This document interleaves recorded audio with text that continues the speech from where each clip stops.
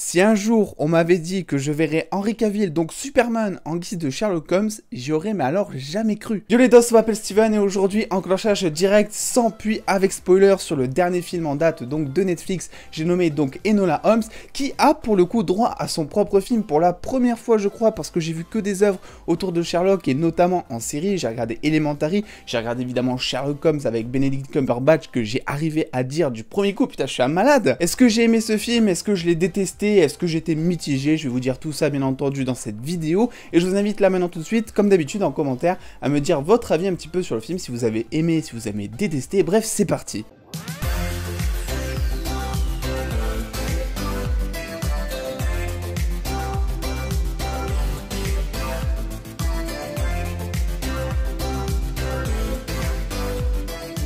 Enola Holmes, une jeune fille donc de 16 ans, élevée sur tous les points afin de devenir on va dire une femme forte, se réveille un matin en voyant que sa mère n'est plus là. Elle va donc appeler ses deux frères, Sherlock et Mycroft, afin de la trouver. Voilà, c'est aussi simple que ça finalement le speech de base, c'est tout simplement une jeune fille voilà, qui a été un petit peu élevée de manière très différente de ce que la société de Londres de l'époque dans le film connaît tout simplement. Et il est beaucoup question au début du film justement, il faut rentrer dans des cases si tu veux enquêter correctement, il faut pouvoir un petit peu rentrer dans la masse de la société, et c'est quelque chose que j'ai beaucoup aimé cet aspect finalement, parce que il est question du début jusqu'à la fin de ce film finalement, qu'on te pose les questions suivantes. Est-ce que tu dois donc rentrer dans la masse de la société pour, on va dire, être tranquille, ou est-ce que justement il vaut mieux pas suivre sa propre voie, on va dire, quitte à galérer quelquefois? Et ce que j'aime bien, c'est que dans ce film, concrètement, on a l'exemple tout simplement que des fois il vaut mieux rentrer dans la masse, et que des fois il vaut mieux suivre sa propre voie justement, et qu'il n'y a pas de bonne ou de mauvaise situation. C'est cette phrase, on va la mettre. Mais vous savez, moi je crois pas qu'il y ait de bonnes ou de mauvaises situations. Si je devais résumer ma vie aujourd'hui avec vous, je dirais que c'est d'abord des rencontres. Alors évidemment, je peux pas parler du film sans parler de Millie Bobby Brown, la chauffe de Netflix, comme j'aime l'appeler finalement, qui crève tout simplement l'écran. C'est assez abusé, c'est-à-dire qu'elle a en face de grands acteurs, hein. Il y a Henry Cavill notamment, je vais pas le citer, mais voilà. On a Helena Bonham Carter qui joue donc Bellatrix dans Harry Potter notamment, qui joue aussi la méchante dans Alice, qui est une très bonne comédienne je trouve, et pourtant Millie Bobby Brown arrive mais alors aisément, tranquillement à piquer la vedette de tout le monde, et notamment parce que je sais que je vais peut-être me faire des ennemis là-dessus, mais j'ai trouvé Henry Cavill un petit peu oubliable dans ce film. Alors c'est vrai qu'il a pas énormément de scènes, et c'est aussi le but du film, hein, vu que les adaptations sur Sherlock, on en a eu je sais pas combien, et que ici on est donc centré sur sa petite sœur, donc il est normal qu'il apparaisse pas beaucoup, mais il apparaît déjà beaucoup moins souvent que son frère donc Mycroft, qui est alors là, mais alors merveilleusement interprété, moi je trouve, par Sam Claflin justement. Voilà, Mycroft, moi ça a été un véritable coup de cœur au niveau de son jeu d'acteur, j'ai envie de vous dire,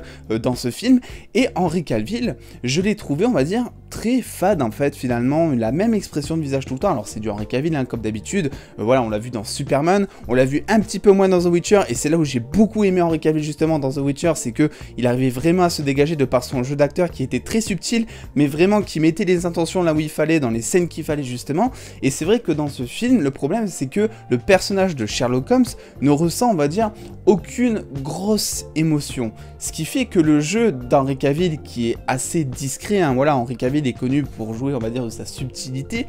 on va dire que c'est pas vraiment mis en avant pour le coup, et qu'il a pas vraiment le droit à des scènes, on va dire, mémorables, contrairement à Mycroft, où il y a vraiment une scène où à un moment, en gros, l'acteur s'énerve, tout simplement, le personnage s'énerve, et là, tu vois vraiment, là, ça crève l'écran, et là, t'es pris en tant que téléspectateur, quoi. Et oui, en tant que téléspectateur, du coup, un truc à ne pas négliger, c'est que dans le scénario, en tout cas, c'est ce que moi j'ai relevé, tout est fait pour te faire accrocher, donc, au personnage de Millie Bobby Brown, donc, de Enola Holmes. Je n'arrive jamais à dire ce prénom. Déjà, le film commence d'une manière à ce que tu sois obligé d'accrocher au personnage, c'est-à-dire que Enola Holmes va briser le quatrième mur et va s'adresser directement aux téléspectateurs, comme c'est montré durant la bande-annonce, et elle le fait d'ailleurs plusieurs fois dans le film. Le souci, c'est que, au début, je trouve que ça fonctionne très bien, parce que justement, ça sert à t'investir, ça sert à découvrir le personnage, parce que c'est à ce moment-là qu'elle raconte un petit peu ta vie. Elle le fait aussi à la fin, avec un discours, on va dire, construit un petit peu de la même manière. Ça sert aussi, parce que c'est là où tu te rends compte un petit peu de l'évolution du personnage qui a eu lieu durant durant, je crois, 2h, 2h20, quelque chose comme ça de film. Mais par contre, c'est vrai que entre, on a l'impression qu'ils vont briser le quatrième mur juste parce que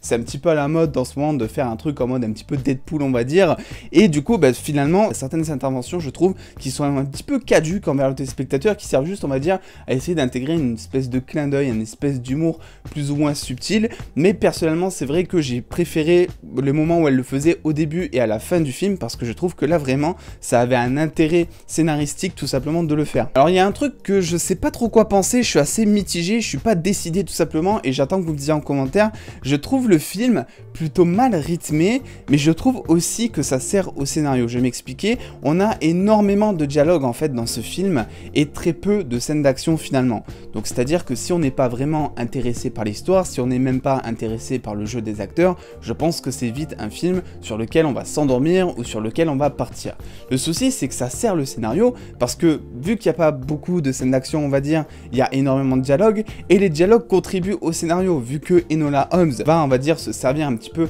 d'une mémoire photographique ou d'une mémoire orale qu'elle va avoir pour justement se servir des choses qu'on lui a dites auparavant pour, on va dire, avancer dans l'enquête. Et je pense que aussi, il faut pas se le cacher, ça reste un film Netflix, même si ça a du gros budget, je pense que l'essentiel du budget Netflix, et je pense que vous le comprenez tous en regardant la liste du casting, et entièrement concentré sur le casting justement, en tout cas une bonne partie. Parce que c'est vrai qu'en termes de scènes d'action, il y en a très peu, et c'est assez surcuté à mort, et tu vois qu'ils n'ont pas vraiment mis les moyens pour faire de grosses séquences, certaines scènes qui vont se passer dans le Londres de l'époque finalement, sauf que déjà, il n'y en a pas beaucoup, pour éviter que ça coûte cher en 3D, que ça coûte cher en effets spéciaux, et c'est vrai que bien souvent, les scènes qui sont montrées vraiment dans le, on va dire, dans le centre-ville de Londres de l'époque, ben ça se voit en fait, c'est pas très beau, on va dire. En termes du coup de schéma scénaristique et de ligne conductrice durant le film, c'est grave le bordel, mais c'est justement fait exprès parce que tu vois très bien que le personnage donc de Millie Bobby Brown ici ne sait pas quoi faire, se pose plein de questions,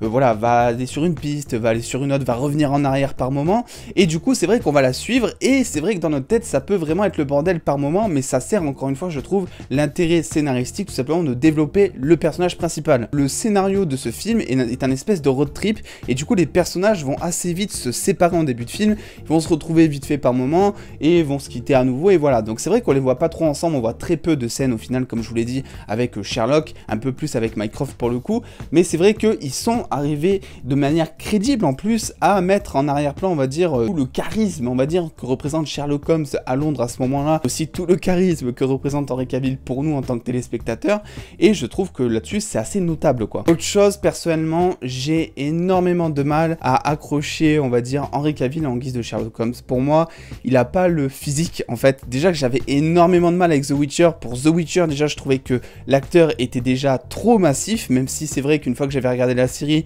je trouvais que ça allait mieux, je m'y étais fait, et j'ai adoré son personnage. Mais c'est vrai que là, je trouve que Sherlock Holmes, en fait, c'est pas ça. Sherlock Holmes, c'est pas un mec déjà qui mange bien. Sherlock Holmes, c'est un mec qui prend de la drogue. Sherlock Holmes, c'est pas un mec qui peut être musclé de base comme ça. Alors évidemment, ça reste une adaptation, mais c'est vrai que tel qu'on connaît Sherlock Holmes en tant que grande détective, de personne qui passe toute sa vie à son boulot, voilà, de personne qui n'a que ça en tête, je le vois assez mal faire de la muscu, en fait, je sais pas comment vous l'expliquer. Donc à ce niveau-là, j'ai eu un peu de mal à rentrer dans le personnage, mais encore une fois, c'est pas le personnage principal, donc j'ai envie de vous dire, ça passe. Pour conclure, du coup, Enola Holmes, c'est un film que j'ai apprécié, mais qui ne casse pas trois pattes à un canard, on va dire. Alors clairement, il pourrait y avoir un deuxième film, et j'espère qu'il y aura un deuxième film, parce que c'est vrai que on est vachement attaché au personnage donc de Millie Bobby Brown, et on veut vraiment savoir dans quel sens ça va évoluer, parce que je trouve qu'il y a vraiment du potentiel dans son personnage, et que ça peut vraiment donner lieu à de bons films. Je mise même sur une trilogie, on sait jamais, Netflix, si vous passez par là, ça serait cool. Bref, ce que je vous propose maintenant, c'est de mettre le petit pouce bleu déjà pour commencer, parce que ça fait extrêmement plaisir, et ensuite de passer en partie spoiler, parce que j'ai quelques trucs à dire, pas grand chose, mais quand même quelques trucs. Est-ce qu'il y a que moi qui ai trouvé ça abusé, le fait que quand la grand-mère tire en gros sur son petit-fils, donc le marquis je crois, que en fait il ne meurt pas. Mais c'est vrai que quand elle lui a tiré dessus, déjà d'une je m'y attendais pas, donc ça a créé la surprise, et pour moi c'était un bon point, parce que c'était vraiment un moment du film, je trouve, où on commençait un petit peu à s'ennuyer, on était un petit peu dans une vague descendante, j'ai envie de vous dire, et le fait qu'il le tue tout simplement, je trouvais ça cool, et j'avais envie que ça continue dans ce sens-là, et ils nous ont sorti comme d'habitude, et c'est pas nouveau, ça, tous les films le font. Est-ce qu'on peut leur jeter jeter la pierre, je ne pense pas, surtout s'ils veulent une suite, ça fait un personnage auquel les spectateurs se sont attachés qui pourrait être présent encore dans les films d'après. Mais voilà, l'espèce de plaque qu'il a sorti de nulle part de son torse, voilà, j'ai trouvé ça un petit peu abusé, je vais pas vous le cacher. Du coup, ça c'était aussi un bon retournement de situation parce que au début, tu sais pas vraiment qui veut tuer entre guillemets le marquis ou en tout cas qui veut le capturer. Ensuite, tu penses que c'est son oncle et c'est vrai que quand tu penses que c'est son oncle, t'es assez déçu parce que son oncle t'en as rien à foutre en fait, clairement t'en as rien à foutre. Et après, quand t'apprends que c'est la grand-mère, c'est déjà un truc, tu vois, ta grand-mère qui veut te tuer, je sais pas vous, c'est malaisant quoi, t'es pas bien, tu sens qu'il y a un truc qui va pas quoi. L'oncle ça passe un peu mieux. Du coup, c'est vrai que pour le coup, quand on l'a vu arriver, quand je l'ai vu prendre le fusil et tout, j'ai été assez surpris, agréablement surpris, et ça c'est un tout petit twist, voilà, notable dans le film tout simplement. Et du coup aussi, quel plaisir vraiment de voir Henry Cavill, je vais l'appeler Henry Cavill alors que c'est Sherlock Holmes, mais c'est pas grave, mais quel plaisir de voir Sherlock Holmes dire à Mycroft, écoute, maintenant, je veux que ce soit mon élève, parce que tu sens que les deux sont vraiment comme ça, quoi, qui vont ensemble tout simplement dans le récit, et tu vois que Sherlock, même s'il le montre pas trop, parce que ben, c'est Sherlock, hein, comme d'habitude, tu vois aussi qu'il tient d'une certaine manière à sa sœur tout simplement. Et moi, ce que j'ai kiffé dans ce film, hein, je vous le dis tout de suite, c'est que sa sœur fasse passer le grand détective Sherlock Holmes limite pour un plouc, c'est que elle a 16 ans, elle est déjà bien plus rapide et perspicace que lui, et c'est pour ça que je dis qu'il y a du potentiel et qu'on s'attache vachement justement à son personnage, c'est que de base, c'est juste quelqu'un qui aime s'amuser, qui aime faire du tennis à l'intérieur par exemple, des choses comme ça, qui en a rien à foutre de tout, et qui se retrouve, on va dire, détective magréel, mais qui a ses gènes qui ressortent avec une génération en plus, et donc une évolution, j'ai envie de dire, donc je pense que son personnage a énormément de potentiel, et justement, j'aimerais beaucoup voir à l'avenir un peu plus ce duo entre Sherlock et Enola. Bref, voilà, c'est tout ce que je pense en large et en travers donc de ce film. N'hésitez pas surtout à me donner votre avis, vous, en commentaire. Est-ce que vous avez aimé? Est-ce que vraiment vous avez pas du tout kiffé le film? N'oubliez pas le petit pouce bleu qui fait plaisir, ainsi que l'abonnement et la cloche des notifications qui fait plaisir aussi, bah oui. Et en attendant les dos, prenez soin de vous. Des bisous des dos.